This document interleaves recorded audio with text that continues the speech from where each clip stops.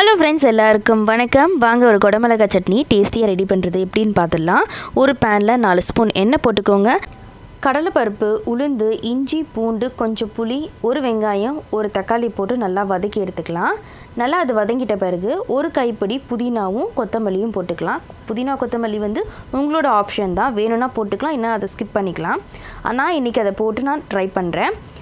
அதையும் போட்டு நல்லா வதக்கி எடுத்துகிட்ட பிறகு ஒரு 3 குடமிளகா நான் கட் பண்ணி வச்சுருக்கேன். அதையும் போட்டு நல்லா வதக்கிக்கலாம்.